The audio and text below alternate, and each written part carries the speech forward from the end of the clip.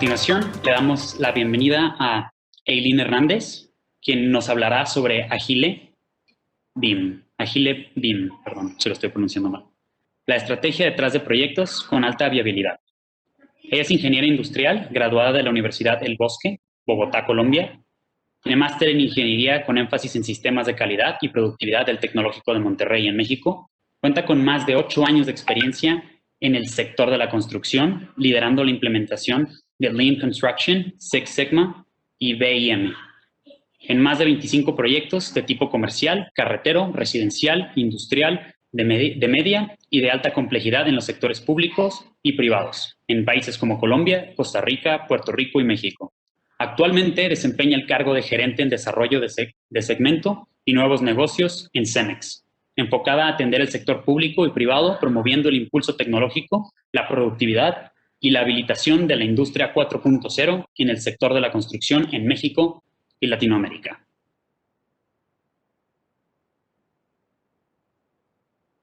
Adelante, Eileen. Francisco, muchas gracias. Gracias, María Fernanda, por la invitación. De verdad es un gusto poder estar con ustedes y hablar un poquito de temas de gestión. Veo que el ponente anterior pues, traía una charla un poquito más técnica, pero me parece importante cerrar esta primera fase de este día cubriendo temas un poco más enfocados a la gestión, porque es algo bien importante que tenemos que tener en cuenta para los proyectos de construcción, ¿ok? Vamos a proyectar, denme por favor un minuto.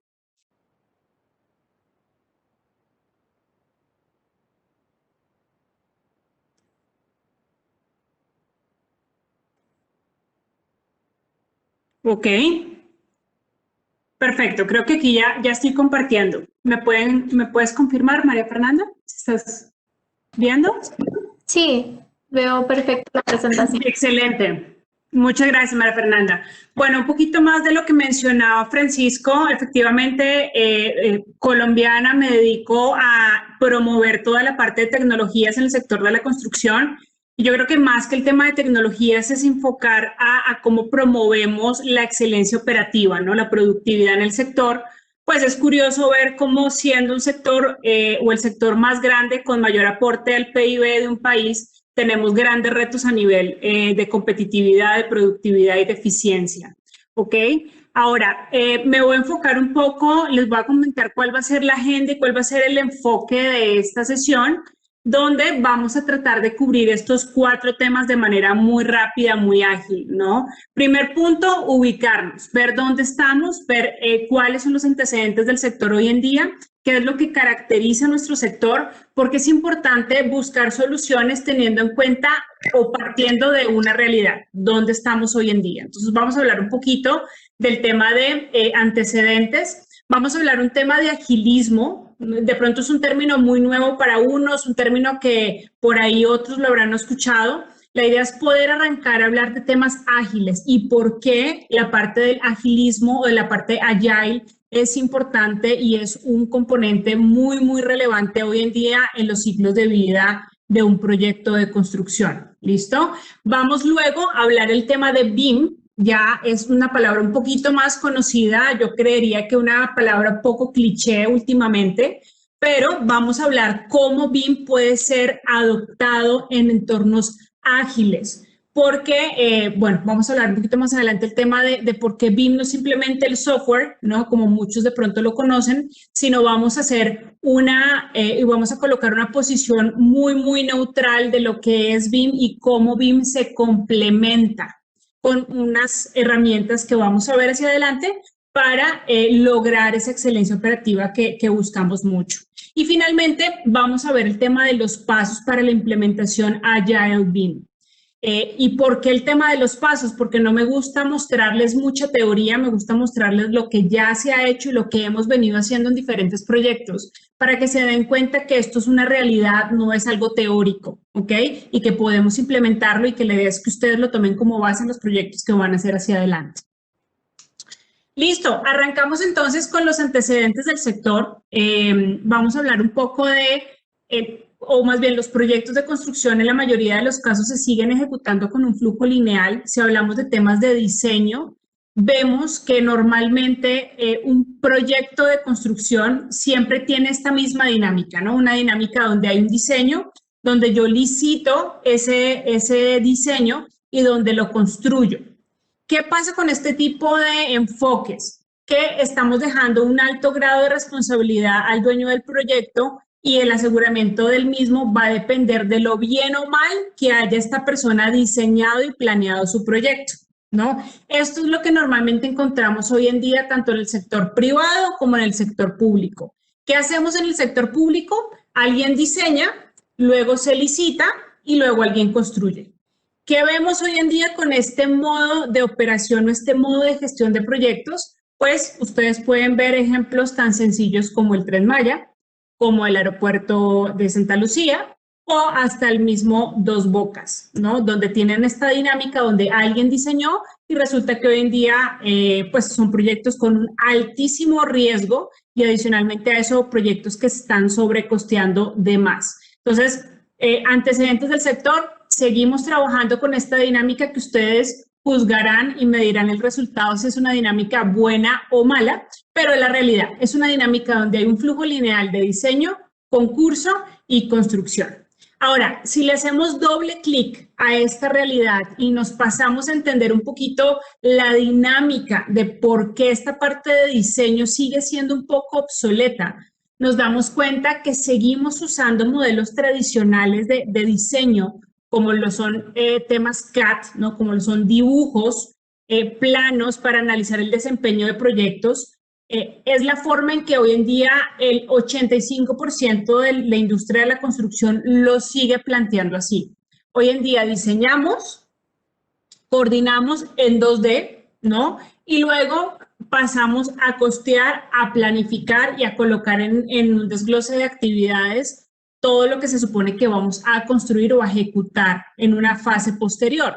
¿Qué pasa con este tipo de situaciones o qué pasa cuando nosotros empezamos a, digamos que a trabajar bajo un esquema de 2D y no utilizando otro tipo de herramientas? Uno, que sigue siendo la forma más costosa de trabajo. Dos, sigue siendo la forma más demandante en tiempo. Y finalmente sigue siendo muy ineficiente. ¿Y por qué hablamos de ineficiencias cuando estamos hablando de coordinación de planos 2D? Porque realmente estamos dejando una parte suficientemente alta de incertidumbre para que el presupuesto, que si bien es un presupuesto, siga siendo demasiado elevado y que incluya demasiados errores que al final le van a golpear en la rentabilidad al proyecto final y al inversionista. Por eso es bien importante entender que este tipo de manejos, si no se encaminan bien y si no se complementan y evolucionan otro tipo de metodologías de modelado, como lo es BIM, pues puede llegar a incurrir en muchos más costos de lo que hoy en día estamos viendo que pasa normalmente en los proyectos de diseño, cuando estamos en la etapa de diseño de los proyectos.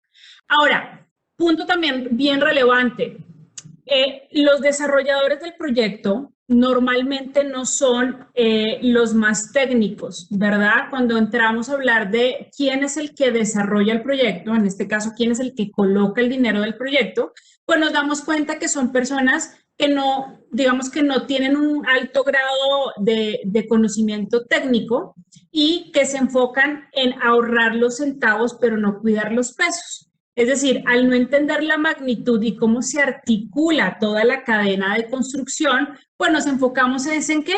En el ahorro inmediato, pero no pensando en el ahorro hacia adelante, ¿no? No contratamos personal especializado, normalmente tratamos de comprar materiales de no muy buena calidad o que no cumplen con la normatividad y siempre tendemos a contratar al más barato, ¿no? La mano de obra más barata, el que me hace el servicio más barato, el que me hace el diseño más barato. Entonces hay un mindset, una forma de pensar de las personas que están gestionando y desarrollando el proyecto, de ahorrar en centavos cuando hacia adelante ese ahorro en centavos se les va a convertir en pesos por el retrabajo y digamos que la operación o el mantenimiento que no tuvieron en cuenta en un estado actual, ¿no? Si yo pienso en diseñar a presente y no a futuro, difícilmente voy a poder cubrir esos costos de operación o vicios ocultos que van a surgir hacia adelante. Entonces es importante entender que hoy en día seguimos costeando para la construcción, pero muy pocas veces estamos pensando en diseñar, en especificar y hasta en presupuestar, pensando en la operación, en el largo plazo, en el mantenimiento del activo, que más adelante ustedes van a ver que los costos más elevados del ciclo de vida de la construcción no están realmente en la construcción ni en la planeación del proyecto, se encuentran en la operación, en el mantenimiento del proyecto. Ahí es donde encuentra uno lo costoso del proyecto realmente. Y para finalizar, vamos a hablar un poco de qué está pasando, ¿no? Trato yo muchas veces de darme cuenta con los indicadores del INEGI, que es una muy buena fuente para entender cómo va el país y el sector en temas de productividad, de producción. Y aquí creo que una imagen vale más que 1000 palabras. Ustedes pueden ver cómo está siendo decreciente, digamos, la desaceleración de la producción desde, vamos a hablar, esta gráfica está desde el 2006 hasta esta fecha, donde realmente nos damos cuenta que los enfoques tradicionales de gestión no están siendo una respuesta positiva a incentivar el crecimiento del sector. Llevamos N cantidad de años haciendo lo mismo, gestionando los proyectos de la misma manera, pero no nos damos cuenta de que haya un repunte ni en producción, ni en productividad, ni en eficiencia.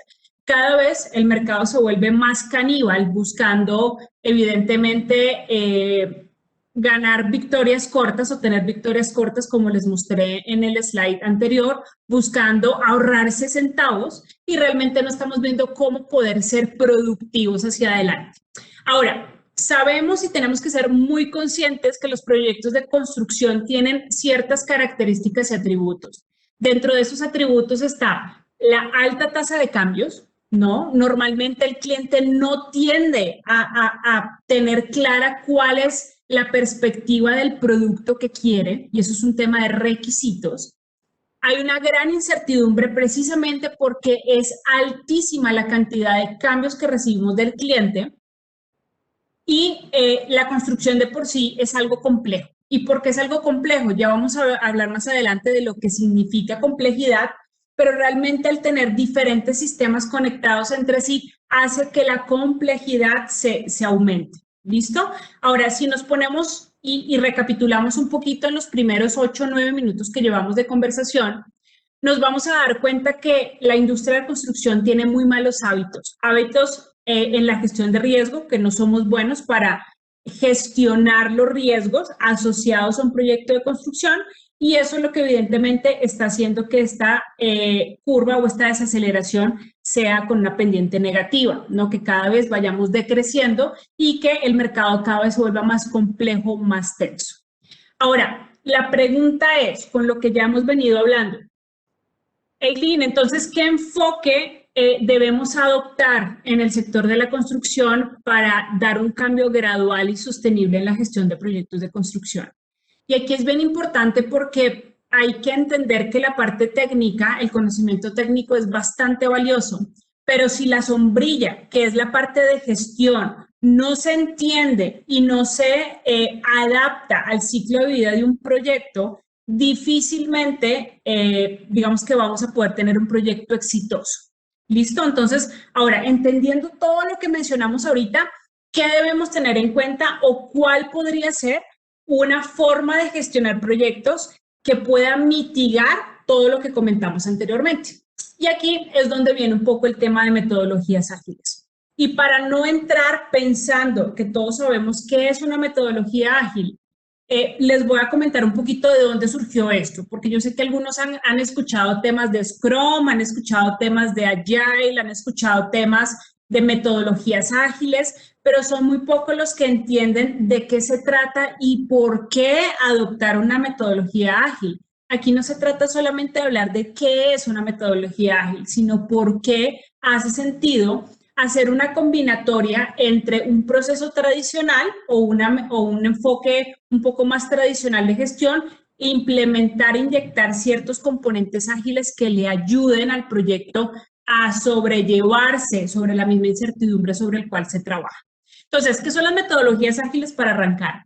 Una metodología ágil surgió ya hace un poco, 20 años más o menos, 19 años, en el 2001, donde alguna serie de expertos, 15, 17 expertos, digamos que enfocados en la gestión de proyectos de desarrollo de software, definieron principios de la metodología, que aquí están estos principios, que se basan de manera muy rápida. Uno, en satisfacer al cliente antes de la excesiva documentación. Dos, en entregas periódicas, incrementos del producto, ¿sí? No dejar el producto hasta el final cuando ya tengamos todo construido y le digamos al cliente, pues mira, aquí ya está lo que te entregué, y el cliente nos diga, pues es que eso yo no fue lo que me imaginé, ¿no? Entonces, ese tipo de cosas son las que empieza a manejar las metodologías ágiles. Punto importante, el trabajo en equipo, y un tema bien importante es también pensar en lo que es valor para el cliente.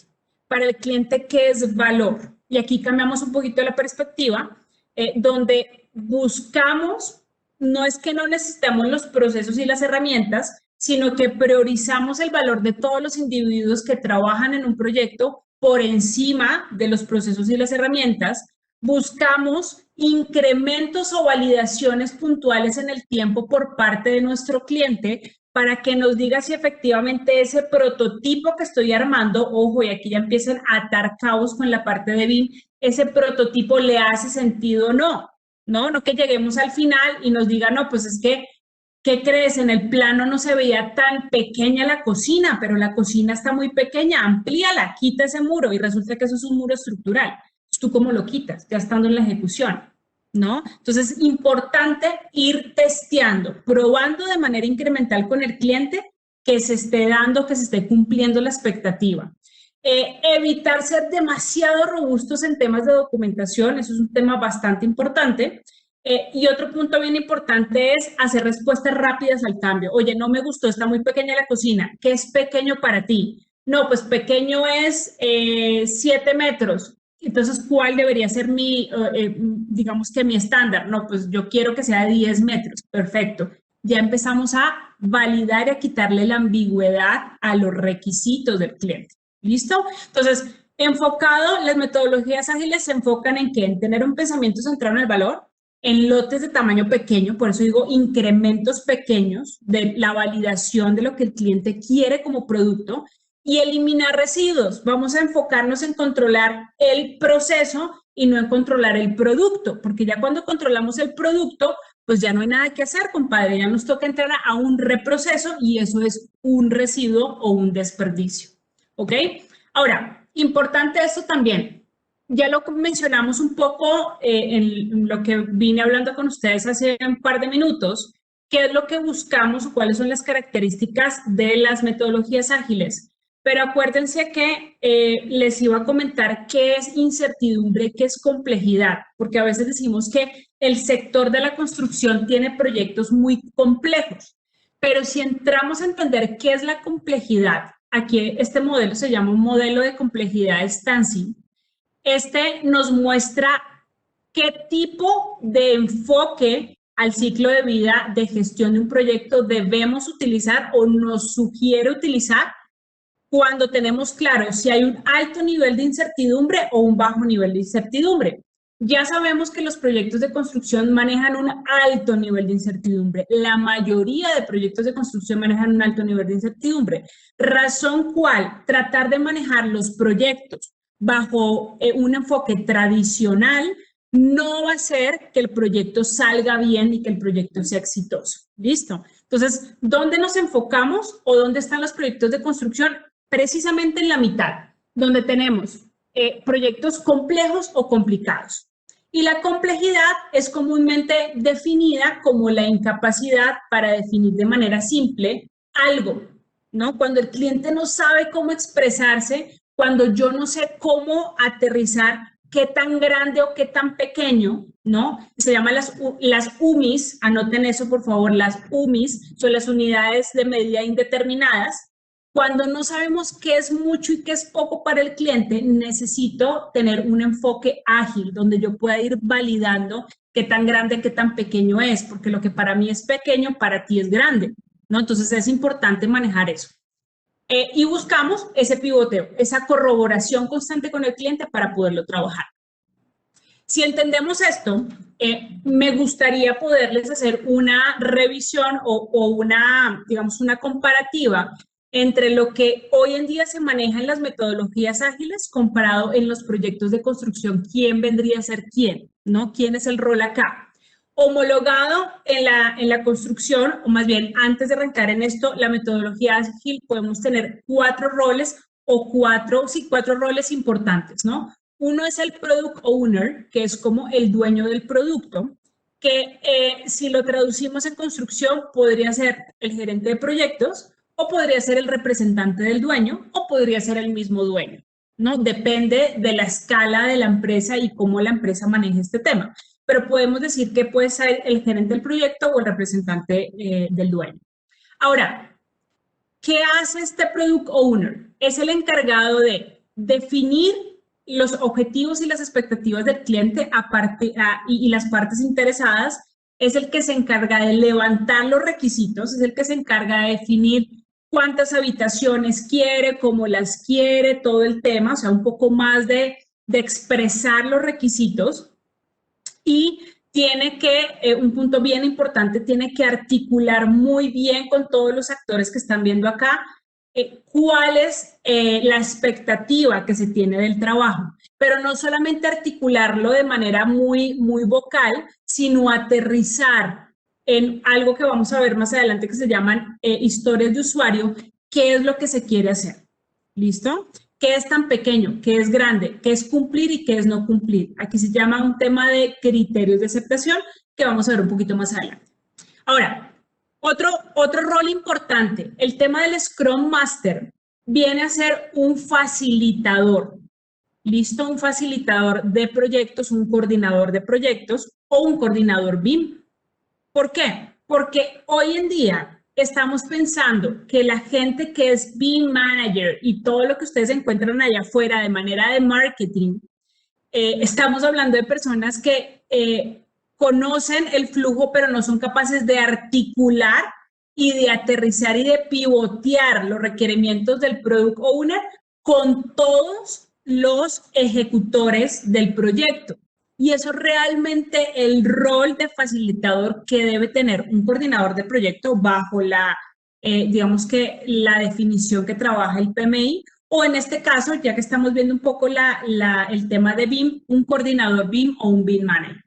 Un BIM Manager debe ser capaz de facilitar y de articular la comunicación de mi Product Owner con mis ejecutores, que en este caso, y voy para el siguiente, es el Squad. ¿Y qué es el Squad?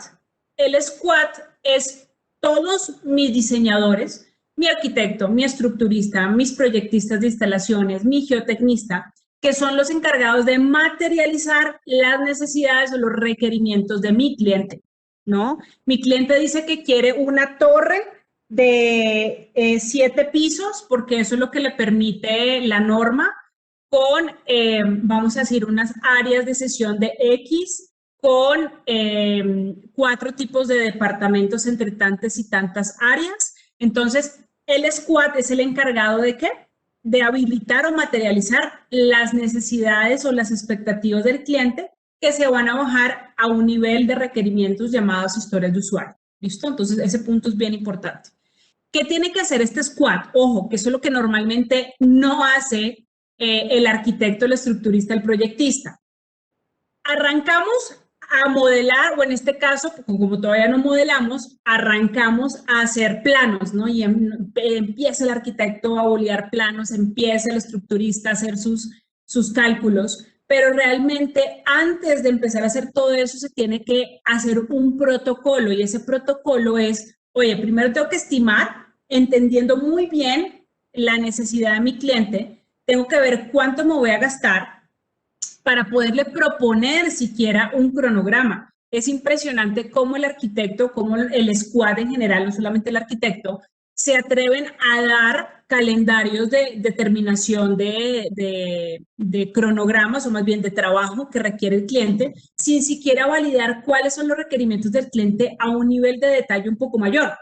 Nos comprometemos y siempre son promesas muy políticas donde nos comprometemos a ejecutar el proyecto ejecutivo, a tener nuestro proyecto ejecutivo en 2 meses, cuando realmente siempre se va 8 meses, 9 meses, 10 meses, hasta 1 año. Muchas veces entramos a ejecutar los proyectos sin tener un proyecto ejecutivo definido, ¿vale?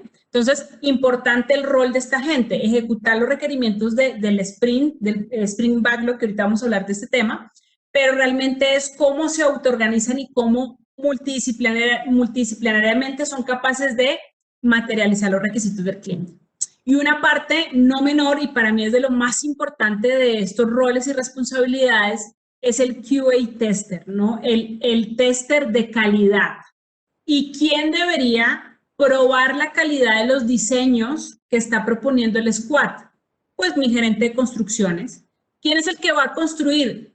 El de construcción, así de sencillo, el gerente de construcciones, el coordinador de construcciones, el contratista general debería ser el que entre a validar que lo que está haciendo el estructurista, lo que está haciendo el arquitecto cumple. No luego que uno vea, por ejemplo, diseños de estructuras con grafiles o con aceros de 2, cuando un número 2 no entra ni siquiera en la norma, ¿no? Entonces, eso normalmente no lo sabe el product owner, difícilmente lo va a saber el coordinador del proyecto, a menos de que haya sido en su momento un QA tester o haya estado trabajando como gerente o como coordinador o como residente superintendente de obra, pero el que sí debemos colocar en este proceso de diseño para que haga la prueba ácida es el QA tester, que en este caso es algún rol de construcción.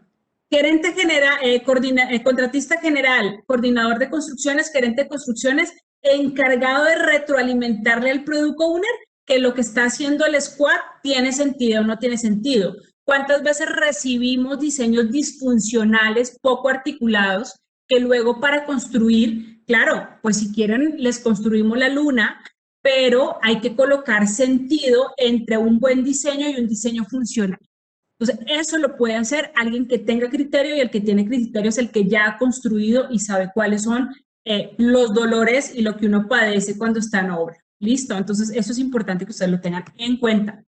Ahora, enfoque iterativo e incremental que hablamos dentro de las metodologías ágiles, donde básicamente, si resumimos y podemos entender y articular un poco los comentarios que hemos hecho durante estas 40 minutos, vamos a hablar que el tema ágil es un marco de trabajo basado en el aprendizaje, en eliminar las ambigüedades, las suposiciones, que son muy típicas en un proceso de diseño, y lograr una adaptación de cambios mucho más rápido. ¿Listo? Aquí no se trata de no embarrarla, de digamos que de no tener errores, pero se trata de minimizar e identificar cuáles son las posibles disfuncionalidades en el proceso de diseño antes de que lleguen a una fase de maduración mucho más rápida o mucho más adelante. Y vamos a entrar a ver el proceso. ¿Cómo se podría adaptar un modelo ágil a un proyecto de construcción? Pero antes de ver esto, es importante entender dónde está BIM en todo esto, porque aquí hemos hablado de metodologías ágiles, pero el Lean y el BIM, ¿dónde viene? ¿No? Entonces, vamos a hablar un poquito de qué es BIM, porque no me gusta suponer que todos sabemos qué es, más porque todos los días me encuentro 20,000 versiones de BIM y si le pregunto a cada persona me va a dar una respuesta diferente de lo que es BIM. Entonces me va a tomar 3 minutos del tiempo para mostrarles un video, de hecho 2.5 minutos para mostrarles un video que resume muy bien qué es BIM y que les va a dar a ustedes una claridad de por qué hace sentido con las metodologías ágiles, ¿ok?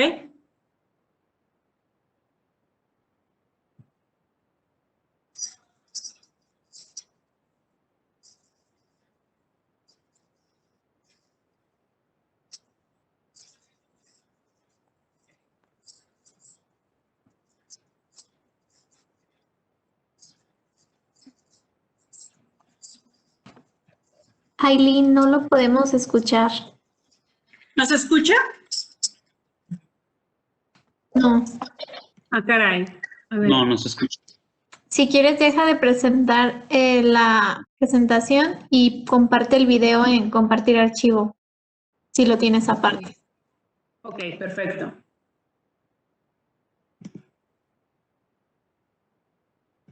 Perfecto, déjame aquí lo...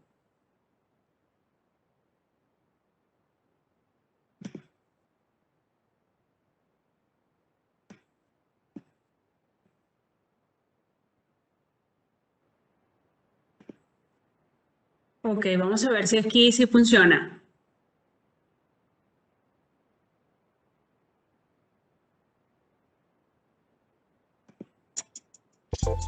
Muy seguramente a estas alturas ya habrás escuchado la palabra BIM, pero ¿sabes qué es exactamente? Pues BIM son unas siglas en inglés que significan Building Information Modeling. Resulta que BIM le está dando un giro completo a la industria de la construcción tal como la conocemos. La razón, porque estamos poniendo toda la revolución tecnológica a disposición de la construcción. Ya con eso te debes hacer una idea del potencial que tiene, pero ¿qué significa que un proyecto esté usando BIM? Y más aún, ¿qué beneficio aporta? Pues te lo voy a explicar y me entenderás por qué deberías estar implementando ya BIM en tus proyectos y que no es una moda pasajera. Por definición, tenemos que BIM es un proceso colaborativo donde todos los involucrados en un proyecto de construcción añaden y gestionan información en un modelo digital. A grandes rasgos se trata de hacer cualquier tipo de proyecto constructivo en computadores antes de hacerlo realidad. Esas representaciones virtuales se llaman modelos y lejos de ser un simple edificio virtual tienen contenida toda la información del proyecto, información que puede ser consultada por cualquiera, en cualquier momento y en cualquier lugar. Sí, mientras los ingenieros y arquitectos están trabajando en el proyecto, los dueños, administradores o incluso los interventores pueden consultar el estado actual del proyecto y su avance en tiempo real.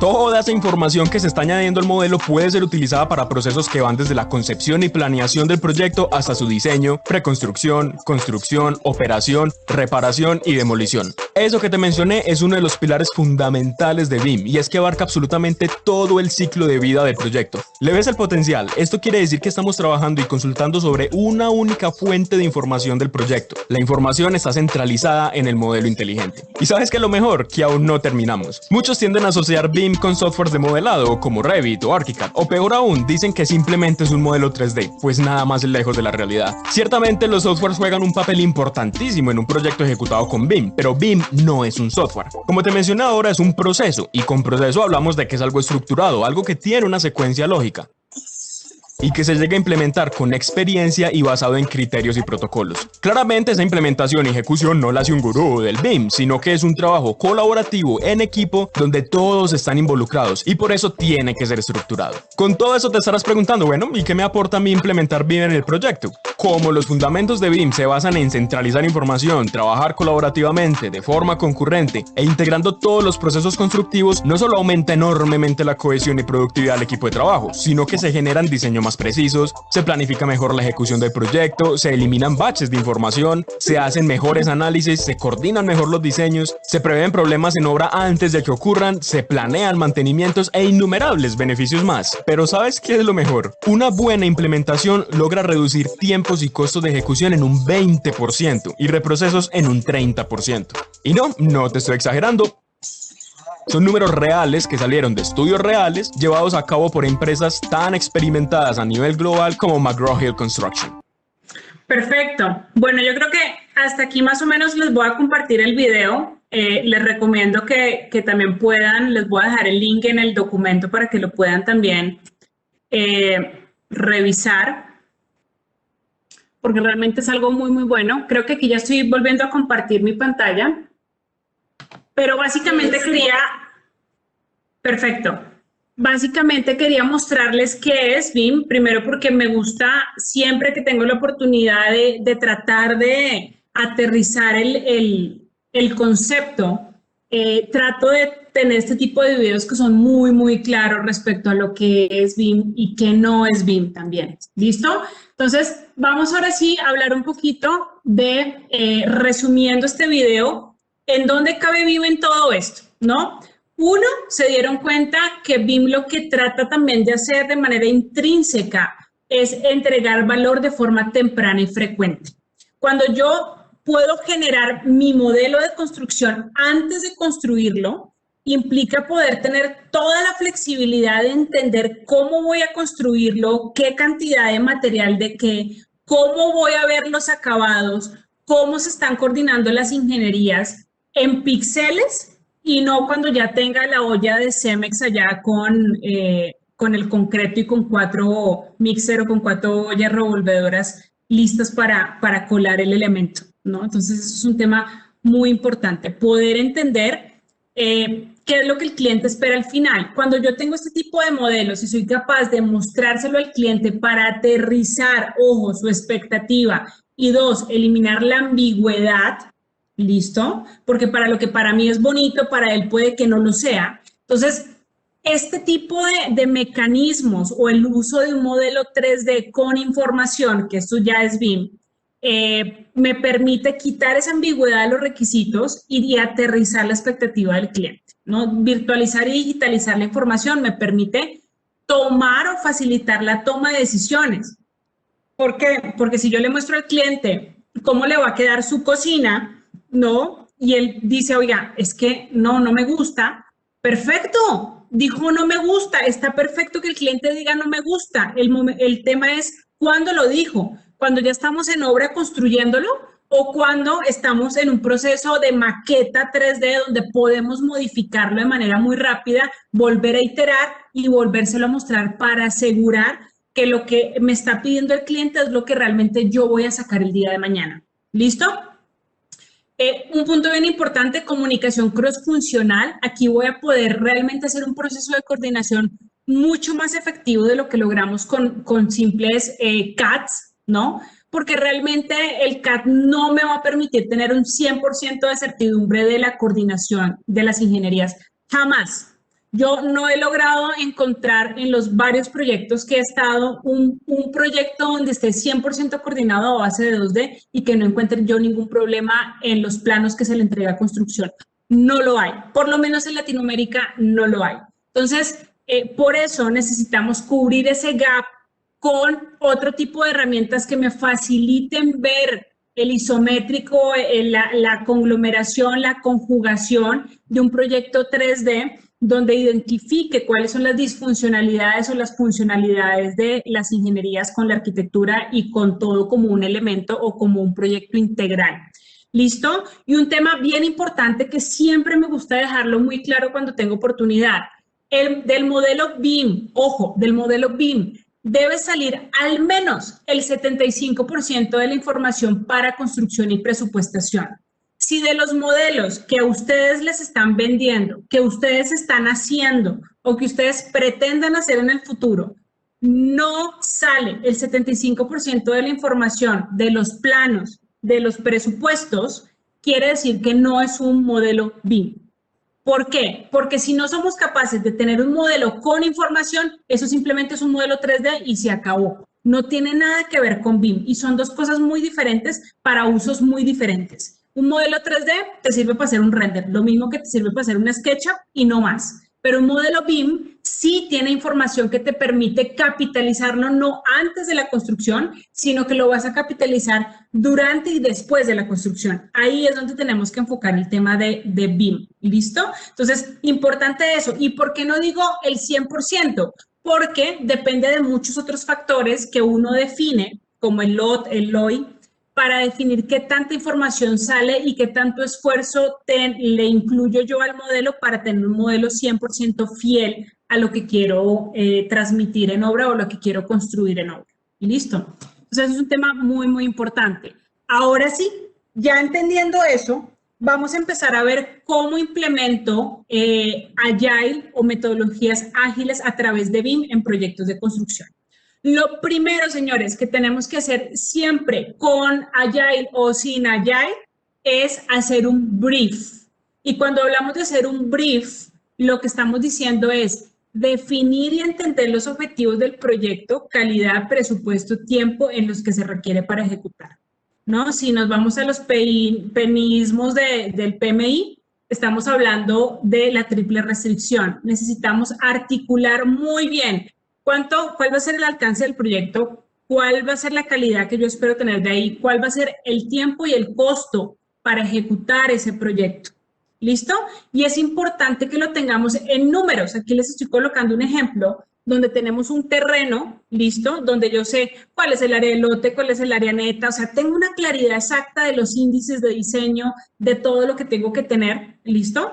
Y que adicionalmente a esto, yo voy a ser capaz de tener una imagen a alto nivel de mi proyecto. Dados los altos niveles de incertidumbre e imprevisibilidad en un mercado global acelerado y altamente competitivo, es muy difícil tratar de generar este tipo de datos, pero es importante que cuando ustedes vayan a generar un proyecto, tengan claridad a grandes rasgos de qué es lo que quieren y cuánto les va a costar, porque es muy curioso ver cómo contratamos al arquitecto, al de instalaciones y al estructurista y jamás le pedimos que nos haga una corroboración del paramétrico de su diseño versus mi necesidad de mi presupuesto.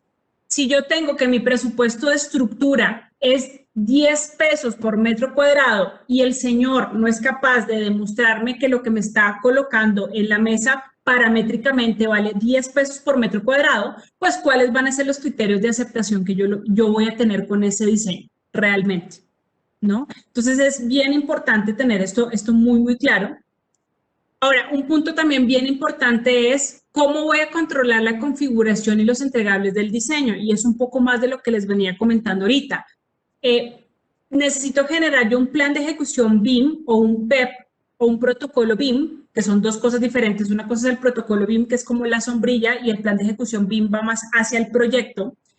Ese proyecto yo debo tener muy en claro cómo nos vamos a organizar, cómo vamos a parametrizar el modelo, cuáles van a ser los requisitos de validación en cada una de las fases de diseño, cada cuánto voy a hacer la coordinación, cómo voy yo a dividir mis modelos, los voy a dividir por especialidad o los voy a dividir por zona y por especialidad, cada cuánto voy a cruzar, cuál va a ser la prioridad. No, yo no puedo tener todo el modelo completo para decir que ya puedo hacer entregables. Si estamos hablando que hoy en día nos estamos moviendo en ambientes fast track, yo no le puedo decir a mi cliente, ¿sabes qué? Es que en 3 meses te termino el modelo BIM completo. No, tú no necesitas el modelo al 100%, necesitas tener una claridad de todo el proyecto a nivel general, pero necesitas arrancar por la cimentación. Entonces, dividamos el proyecto en zonas que permitan funcionalmente ir avanzando en un proceso de planeación, validación y ejecución. ¿Listo? Y para eso nos sirve el protocolo BIM. Protocolo BIM son las reglas del juego. ¿Cómo nos vamos a comunicar? ¿Cuáles van a ser los criterios? ¿No? ¿Cómo logro yo validar que lo que tú me estás entregando a nivel de modelo esté bien o a nivel de diseño esté bien? ¿Listo? Y un punto no menor es entender el flujo del proceso de la iteración. ¿Cómo nos vamos a coordinar? ¿Cómo vamos a planificar el trabajo? ¿Cuáles van a ser los tiempos de entrega? ¿Cada cuánto nos vamos a ver? ¿Cuáles van a ser el desglose de todas las especialidades y las zonas que vamos a tener? Ese es el famoso Product Backlog, que es la lista de trabajo pendiente de todos los diseños. Oye, el proyecto en conglomerado son 5 torres, amenidades, estacionamientos. ¿Cómo dividimos el proyecto para lograr hacer incrementos funcionales en el tiempo y no enfocarnos en comernos la torta completa, sino comernos el pedazo que más nos interese comernos? ¿Listo? Y para eso es importante marcar prioridades y saber cómo nos vamos a estar conectando y comunicando en un 360. No tiene sentido que el arquitecto termine su arquitectura y diga, chao, me fui, cuando ni siquiera tenemos las instalaciones ya validadas y hace clic las instalaciones o el diseño estructural con la arquitectura, pero ya le pagamos al arquitecto y ya se fue, ¿no? Entonces es importante entender que no podemos seguir hablando de arquitectura o de proyectos disfuncionales cuando tenemos que generar una visión integral del proyecto para decirle al señor arquitecto, listo, señor, ya cumplió mis expectativas de coste, cumplió mis expectativas de diseño, ahora sí puedo proceder a hacer un pago completo de su servicio. ¿Listo? Ahora, un punto importante, perdón, aquí ya me salté. Esto es lo que nosotros llamamos el brief, o sea, tener una claridad 360 de lo que es el proyecto. Ahora viene una parte importante que se llama Product Backlog. ¿Y qué es el Product Backlog? Y aquí me voy a ver un poquito más rápido para que nos alcance el tiempo. Básicamente es habíamos hablado de algo que se llaman historias de usuario, ¿verdad? Y habíamos hablado de algo que se llama criterios de aceptación, dentro de lo que habíamos comentado al principio cuando vimos el tema de los roles y las responsabilidades. Ahora, todo es importante, mas no todo es urgente. Y esto es bien importante que ustedes lo tengan en cuenta, porque nos gusta decir que todo es para allá, y todo es para allá, y todo es para ayer, y todo es para antier, pero realmente no es así. Tenemos que entender cuál es el valor del negocio y adicionalmente a eso, cuál es la urgencia que tengo. Cuando yo cruzo estos dos criterios, soy capaz de validar la priorización de ese diseño. Entonces, si hablo de arquitectura, en este caso les estoy mostrando un ejemplo del diseño esquemático, no de arquitectura. Puedo decir, bueno, pues el business value es 5, porque pues para el negocio, para el cliente es muy importante ya tener el esquemático. La urgencia también, porque es que es la base para detonar el resto, por lo menos aquí en México. Y necesito definir la historia de usuario. ¿Qué quiero yo como dueño? Entonces, como dueño requiero que la arquitectura base represente un concepto vanguardista, bla, bla, bla, bla, ¿no? Y el estructurista también puede implementar o puede colocar una historia de usuario. Oiga, como estructurista, requiero que el diseño arquitectónico base contenga la distribución en plantas, tipología, altura de plafón en piso terminado para acomodar el diseño estructural e iterar las cuantías objetivo indicadas por el cliente. Entonces ya no le estoy diciendo al arquitecto, es que quiero una torre. No, no, le estoy diciendo por un lado lo que quiere el cliente y le estoy diciendo por otro lado lo que necesita otra persona del squad, que es el estructurista. Pero faltaba más, esto todavía sigue quedando como muy propuesta política, ¿no? Esto no puede quedar en propuesta política, esto lo tenemos que aterrizar a un criterio de aceptación. Entonces, el criterio de aceptación es que este diseño esquemático cumpla un área de construcción de tanto, un área vendible de tanto, que tenga 2 tipologías de departamentos entre 70 y 110 metros, que tengan entre 2 y 3 habitaciones, que tengan indivisos de al menos 40 metros cuadrados, que tenga 1 y 2 cajones según las tipologías de departamentos, que no tenga plazas ni jardines. O sea, ya le estoy diciendo al arquitecto cuáles son los objetivos que tiene que cumplir. Y adicionalmente a eso, el estructurista dice, ah, bueno, yo le voy a recibir el diseño esquemático a este señor cuando cumpla con las normas técnicas complementarias para el proyecto arquitectónico, que represente todo lo anterior en el modelo BIM, indicando distribución de plantas, tipologías y altura de plafón a piso terminado, ¿no? Entonces, ahí ya le estoy dando unos detalles muy, muy claros al arquitecto. Mismo caso, eso se los voy a dejar para que ustedes lo puedan ver. Para el gerente de construcciones, una historia de usuario puede ser que requiere que el sistema constructivo del proyecto permita ejecutarlo en 2 meses para no afectar los tiempos de entrega al cliente final. Esto es para el diseño esquemático de estructura. Entonces, yo le puedo pedir al estructurista, ¿sabe qué? Necesito que usted tome como base que la cimentación tenemos tantas cuantías, que los muros tienen tantas cuantías, porque es con lo que yo saqué mi presupuesto y mi viabilidad de proyecto. ¿Listo? Adicionalmente, eso necesito que cumpla con este reglamento de construcción, necesito que me libere las memorias de cálculo, necesito que represente todo el interior en el modelo BIM y me diga cuáles son los muros de carga, cuáles son los muros no estructurales, etc., etc. ¿Listo? Entonces, eso, señores, parece muy obvio hoy en día en los proyectos. Ustedes van a decir, bueno, Elin, pero es que eso se hace. Eso no se hace. No, ni siquiera se documenta en una minuta y difícilmente lo tenemos en un project charter. Entonces, a este grado tenemos que llegar para asegurar, quitarnos la ambigüedad de decir, es que necesito una torre de 20 departamentos. Es muy diferente eso a lo que estamos viendo ahorita. ¿Listo? Entonces, es importante tener en cuenta eso. Ahora, ¿el sprint planning qué es? Y aquí básicamente es cómo planifico yo el trabajo entre todos los que tienen que ejecutarlo. Háblese estructurista, arquitecto, instalaciones, el QA tester, todos. ¿Listo? ¿Qué queremos hacer aquí? Revisar la priorización de qué va primero y qué no. Acuérdense, todo es importante, mas no todo es urgente. Entonces tenemos que ver cómo empezamos a distribuir y a refinar todos esos requerimientos que tengo que hacer, evidentemente a nivel de diseño, pero que no todo lo tengo que hacer al mismo tiempo. ¿No? Ah, bueno, vamos a hacer esto. Listo, perfecto. Definir el sprint backlog, que son las actividades que quiero ejecutar o que necesito ejecutar con base en la priorización que ya vimos. y necesitamos estimar el tiempo de la ejecución de las actividades. ¿Cuánto tiempo nos vamos a demorar en hacer esto? Entonces, oiga, arquitecto, vamos a enfocarnos en hacer esto. ¿Cuánto se va a demorar? No, pues 3 días, ok, perfecto. Ahora necesitamos hacer esto. ¿Cuánto se va a demorar? 2 días, listo, 2 días. ¿Cabe dentro del tiempo del sprint? Sí, listo. Entonces, arquitecto quedó con estos 2 compromisos para esta semana, ¿no? O para el tiempo que ustedes definen, semanal, bisemanal, ¿no? Entonces, es bien importante eso. Y un tema importante que yo le llamo trick of the trade, tratando como de simular un poquito como esas buenas prácticas o esos consejos. No debemos comprometer actividades que tengan restricciones propias a terceros. Es como si el estructurista me dice, yo le digo o le propongo, entrégueme el diseño inicial de estructura cuando ni siquiera el arquitecto ha liberado la base.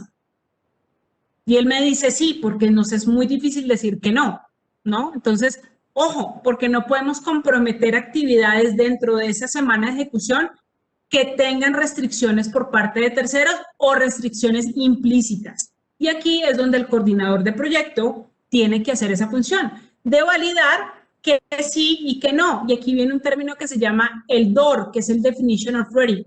Oiga, para poder hacer esto necesitamos esto, listo. ¿Está listo? Sí, listo. Entonces esto sí se puede hacer y sí lo podemos programar para esta semana, ¿no? Entonces eso es bien importante que lo tengamos en cuenta. Esta es la planificación del sprint. Entonces así lo deberíamos hacer cada X tiempo que tengamos reunión con todos nuestros Illuminatis squads, ¿no? Nuestros diseñadores. Ahora, bien importante, cuando ejecutamos, ahora que estamos en toda esta era tecnológica y que el trabajo en casa y el trabajo dejado atrás la colocación y más equipos virtuales, necesitamos entender cómo vamos avanzando en los requerimientos. Hay diferentes estrategias para hacer seguimiento.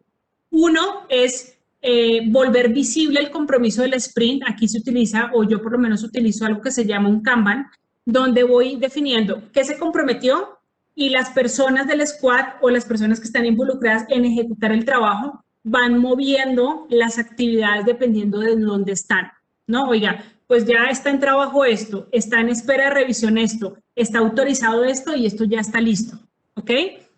Compartir el modelo. Ojo, y aquí cuando empezamos a hablar de temas BIM es importante compartir el resultado del modelo en un entorno común de datos. Se me hace bien ilógico que sigamos creyendo que BIM es como una cajita donde solamente una persona puede tener acceso. No, el modelo se tiene que compartir porque mi trabajo depende de lo que haga un tercero. Es como si le pedimos a las instalaciones que yo no te voy a dar la arquitectura sino hasta el final. No, espérame, porque él necesita la arquitectura para ir testeando y validando y acomodando sus tubos a medida de que vaya cambiando la arquitectura o la estructura. ¿Listo? Entonces es importante tener aquí todo este tema de modelos compartidos en un entorno común de datos, que hoy en día hay muchos en el mercado. ¿Vale? Finalmente, un punto, este no es finalmente. Vamos a hacer la revisión. Y cuando hablamos de la revisión, necesitamos, ojo, porque nos encanta hablar de modelos BIM, pero nadie le hace una auditoría a un modelo BIM. Y para hablar de auditorías de modelo BIM, hay mucho software que hoy en día nos permiten parametrizar algunos criterios para hacer una validación del modelo. OpenBIM, Model Checker, Solibri, hay otros más en el mercado, pero yo puedo, como Scrum Master o como coordinador de proyectos, validar que los criterios que yo le pedí a esta persona los haya implementado en el modelo y me va a mostrar efectivamente si cumple o no cumple, de manera muy tajante. Esto es 1 o 0, cumplió o no cumplió, no es que cumplió a medias, no es que sí cumplió, no, aquí estamos definiendo si cumplió o no cumplió.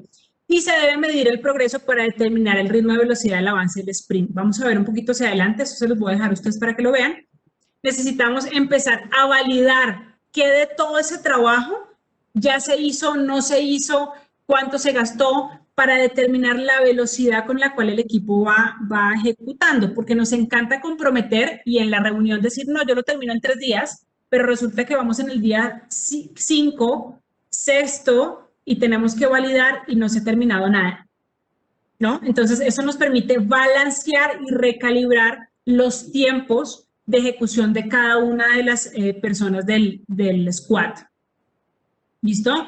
Y con eso, de manera, aquí ¿qué pasa? Hacemos una retrospectiva, que se hizo bien, que no se hizo bien, y volvemos a iterar, volvemos a validar. Ya tenemos un incremento, listo, por lo menos ya tenemos lista la cimentación. Ok, cumple o no cumple validación, y lo hacemos o no lo hacemos. Ahora, hay un punto bien importante que me gustaría mostrarles, y es cómo sí lo logramos hacer. Hace poco, o más bien nosotros seguimos trabajando hoy en día con el IMSS, en digamos, un proyecto muy bonito que es en el tema de los hospitales COVID, de los módulos para atención de COVID, donde requerían un tiempo de respuesta muy rápido. Y en ese tiempo de respuesta muy rápido aplicamos metodologías o enfoques ágiles, donde a través de una funcionalidad del edificio, que era lo que mínimo que nos pedía el IMSS, oiga, yo quiero esto, ¿no? Yo quiero esto, quiero que tenga gas, quiero que no tenga gas, no quiero que salgan los cables por ahí, quiero que hayan 50 camas, quiero que tenga un espacio para enfermería, etc., etc. Con todo eso empezamos nosotros a generar esos loops o esos sprints, esas iteraciones, donde íbamos teniendo semana a semana incrementos del modelo o incrementos del diseño. En este caso, semana 1 tuvimos un conceptual, semana 2 tuvimos un esquemático, semana 3 ya teníamos un diseño básico y lo íbamos revisando constantemente con nuestro cliente, semana 4 ya teníamos un ejecutivo y semana 5 ya teníamos un módulo hospitalario listo para ejecutarse en 15 días. Aquí les quiero mostrar y les quiero dejar un poquito cómo a través de esta forma adaptativa del ciclo de vida del proyecto logramos, hoy en día vamos para 16 módulos a nivel nacional, pero que prácticamente en un mes permitimos hacer una validación muy rápida de la expectativa del cliente y logramos pues ejecutar esto en un tiempo récord. ¿Y por qué lo logramos hacer en tiempo récord y de una manera muy rápida?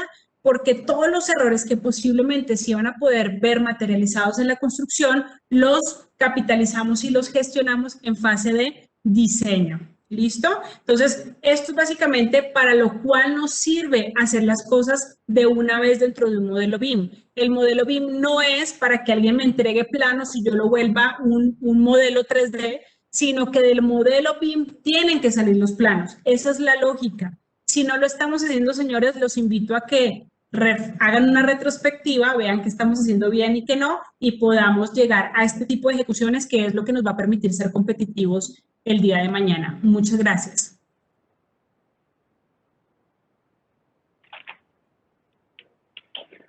Agradecemos a Ailín Hernández por su exposición y a continuación pasamos a la sección de preguntas. La primera pregunta es de Cristian Valle. Buenas tardes, Ailín y participantes. Felicitaciones, como siempre, la ponencia impecable. Mi pregunta, ¿cómo sugieres que se puede llevar los incrementos de modelado BIM de preconstrucción a Scrum y quiénes sugieres que deben formar parte del equipo de desarrollo para esta actividad? Buenísimo. Mira, ¿cómo sugiero que se hagan? Bueno, dentro de mi presentación está como el cómo sugiero, pero cuando hablamos del tema de quién debe estar, es importante que esté el representante del cliente, en este caso el gerente del proyecto, el que tenga la idea de qué es lo que quiere el cliente. Buenísimo si está el cliente metido desde el momento número 1.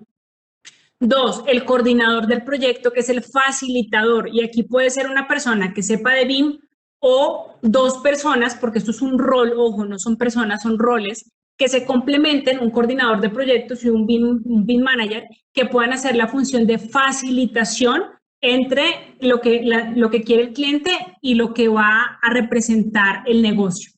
Eso por la segunda parte. Y la tercera parte son los ejecutores, que son todos el arquitecto, el estructurista, el de instalaciones. Tienen que estar desde el primer momento todos juntos. No se vale, como hoy en día lo hacemos, que entre el arquitecto, entre el estructurista y le dejamos allá que se vea cómo se entretiene el de instalaciones tratando de hacerse bolas con lo que ya tiene, ¿no? Y finalmente, la prueba ácida que yo los invito siempre a tener en la mesa es el contratista general o el que va a construir, el gerente de construcciones, el jefe de construcciones, el residente, el superintendente.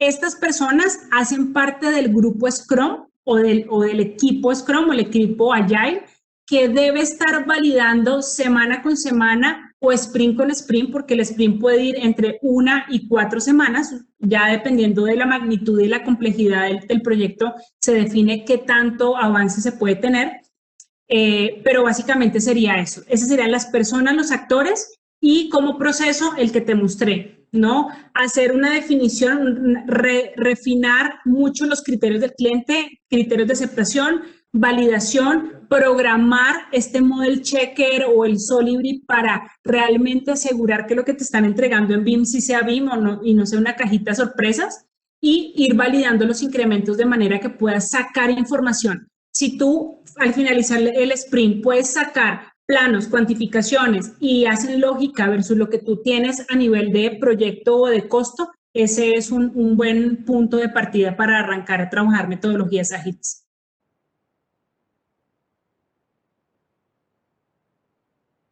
Muchas gracias. La siguiente pregunta, al igual, es de Cristian Valle. ¿Es posible llevar los ítems del presupuesto o usar stories y manejar la famosa sábana de ejecución a un backlog definido para incrementarlo mediante sprints? Sí, claro, sí se puede hacer. De hecho, lo más recomendable es que tú puedas amarrar los paquetes de trabajo o las historias de usuarios a paquetes de trabajo que también tengan paquetes de costo. Entonces, si tú eres capaz de validar en cada incremento el costo y el paquete de trabajo en específico, pues ya, porque realmente vas a estar asegurando de manera muy corta que estás cumpliendo tu objetivo de costo, así sea paramétrico. Yo sé y soy supremamente consciente que uno no tiene el presupuesto listo en fase 1. Muchas veces no tenemos el presupuesto listo sino hasta el final. Pero sí contamos con paramétricos que son los que te permitieron a ti sacar los índices de viabilidad de tu proyecto. Entonces, utiliza esos parámetros para incluirlos dentro del modelo BIM, para incluirlos dentro de la validación del modelo que te entregue tu estructurista, tu arquitecto, ir viendo si efectivamente estamos cumpliendo los parámetros de costo dentro de cada paquete de trabajo. Muchas gracias. La siguiente pregunta, al igual, es de Cristian Valle. Uno de los principios del manifiesto ágil es, y abre citación, aceptamos que los requisitos cambien, incluso en etapas tardías del desarrollo, el cambio proporciona ventaja, cierra citación. ¿Cómo este principio se ajusta al BIM para un cambio en etapa de construcción o cómo BIM facilita este principio? Mira, ese tema es bien importante porque, a ver, acuérdate que el cliente, ¿para qué utilizamos BIM o para qué por lo menos yo trato de usar BIM? BIM es un medio, no es el fin. Eso es un punto bien importante que lo tengamos todo claro. Importante utilizar BIM desde el principio para bajar el nivel de ambigüedad de los requisitos y tratar de dejar requisitos muy refinados por parte del cliente. Que si van a haber cambios durante la ejecución, van a haber cambios. Y ahí es donde, digamos que extrapolamos un poco el sentido de BIM, porque ya BIM no lo vamos a utilizar solamente para hacer validaciones o aterrizar el alcance, sino que lo vamos a utilizar para ajustar el alcance durante la ejecución fast track.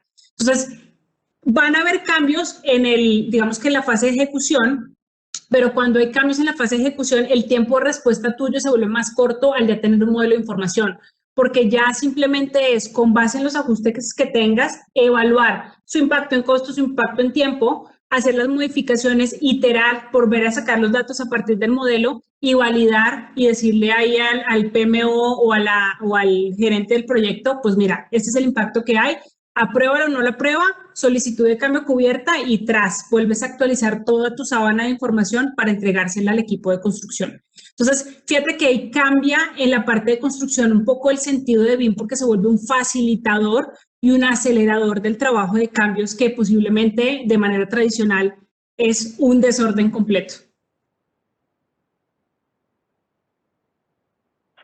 Muchas gracias. La siguiente pregunta es de Juan Andrés Pérez y pregunta, ¿algún curso que me recomiende para aprender más acerca de la metodología BIM? Mira, yo creo que más que cursos, es importante, antes de aprender siquiera manejar un tema de software, que muchas veces encontramos ahora por montones el tema de cursos de Revit, de todos los precios, colores y sabores. Es importante buscar, por ejemplo, asociaciones en LinkedIn. Hay muchos, BIM Channel maneja artículos muy, muy buenos, que aprendan ustedes a entender el proceso de BIM y cómo BIM se adapta a un enfoque de gestión de proyectos antes de aprender a modelar, porque modelar es una consecuencia de entender bien cuál es el proceso. Y hoy en día lo hacemos al revés. Hoy primero somos magos manejando Revit, pero no entendemos eso, cómo se articula a la estrategia y cómo se articula el flujo del trabajo. Entonces, antes de arrancar por aprender temas de modelo como tal o de modelar, hay que buscar en internet. Digamos que te provocaría más bien que tú buscaras recursos en internet, en LinkedIn como BIM Channel, que es muy bueno, o el mismo BIM Forum. En algunos países hay unos BIM Forum muy bien soportados para entender el proceso, y a partir del proceso ya vayas entendiendo cómo lo puedes articular, porque si no se va a volver una capa más dentro de lo que hoy en día se hace en construcción, y eso no te va a generar valor ni le va a generar valor al proyecto como tal. Muchas gracias. La siguiente pregunta es de José Enrique Gutiérrez. Aquí en México no es muy común usar este software. ¿Cuál crees que sea el principal miedo de las empresas al usar BIM? Mira, yo creo que voy a tratar de ser muy breve con eso, pero hay mucho de qué hablar de ese tema. Uno es, no nos gusta sacar los errores a flote. ¿Qué hace BIM?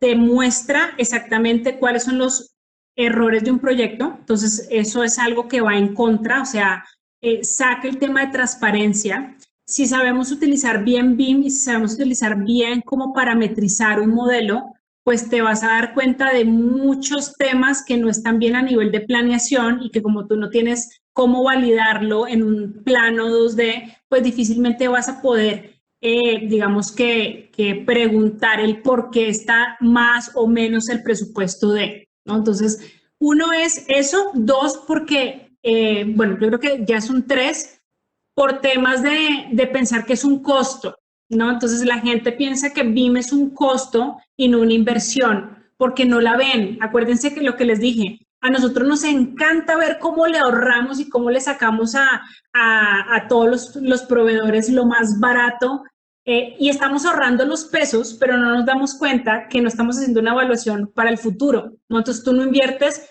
es como los seguros de vida, tú no inviertes en un seguro de vida porque te vas a morir hoy.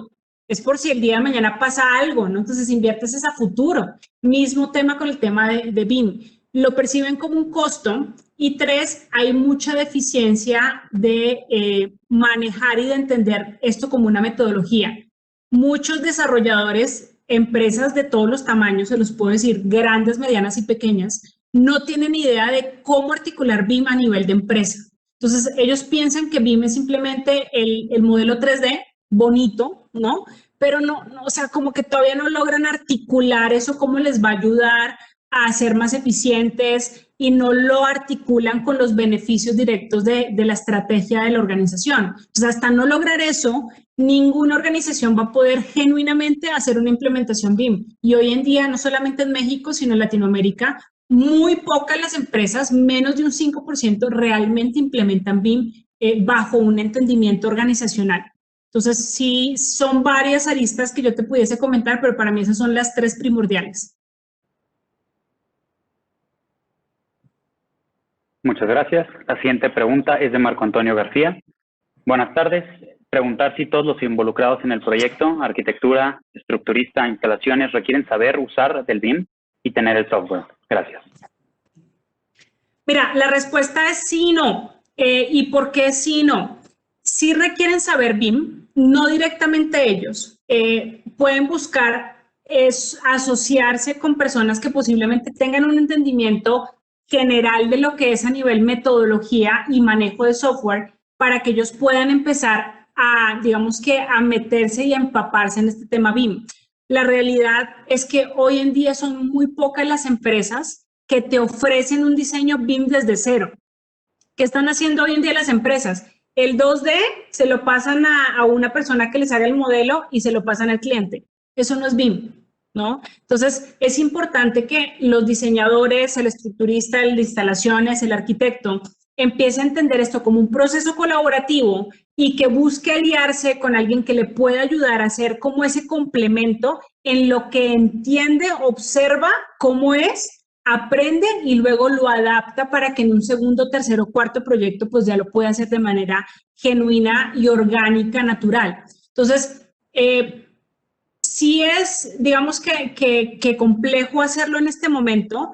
En cuanto a sabores de software, hay de todo tipo. No quiero estigmatizar aquí marcas porque realmente, pues marcas hay muchas, hay 4, de hecho, marcas en el mercado muy relevantes. Pero si me preguntas a mí quién es o cuál es la marca líder en el mercado que muchos están utilizando, pues es Autodesk. Autodesk a través de su suite de arquitectura e ingeniería, que trae Revit, AutoCAD, perdóname, Civil 3D, Navisworks es como la más común, pero hoy en día no hace la diferencia porque tienes un formato, digamos que único para intercomunicar, aunque esa intercomunicación es entre comillas, que es un formato IFC, que en teoría, pues independientemente de la casa de software, vas a poder comunicar toda la información. Ahora, si el modelo no tiene información, pues de nada te sirve preocuparte por eso.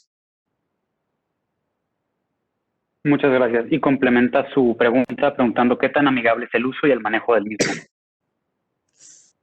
Mira, amigable, yo te voy a decir que no es tan amigable. O sea, si tú ya manejas evidentemente el tema de AutoCAD, vas a sentir que simplemente te estás como pasando de versión. No es tan complejo manejarlo cuando ya entiendes un poco más la herramienta. Y en temas de user-friendly, yo te diría que sí es user-friendly cuando tú ya eres un usuario de AutoCAD o cuando ya has venido trabajando programas de diseño, ¿no? Entonces, si ya vienes trabajando programas de diseño, no vas a sentir mucho la diferencia. De hecho, vas a sentir cierta simplificación en muchas cosas que están de más, porque esto ya no es como dibujar como tal, sino te vas a dar cuenta que es como un mix interesante ahí entre un AutoCAD y un Revit. Pero sí te diría que de 1 a 10, pues user friendly un 7, y facilidad de uso depende si eres un usuario ya entrado en este tipo de tecnologías, así sea en Archicad o AutoCAD. Muchas gracias. Si nadie más tiene una pregunta, les daremos 5 segunditos más, a ver si alguien más pregunta otra cosa. Muy bien, entonces yo creo que ya quedaron resueltas todas las dudas. Muchas gracias, agradecemos a Eileen por su exposición, por las preguntas y respuestas, y en nombre del comité organizador le haremos una entrega de un reconocimiento. Muchísimas gracias, Eileen, por aceptar nuestra invitación. Gracias a ustedes, que estén muy bien. Buena tarde. Muchas gracias. Buena tarde.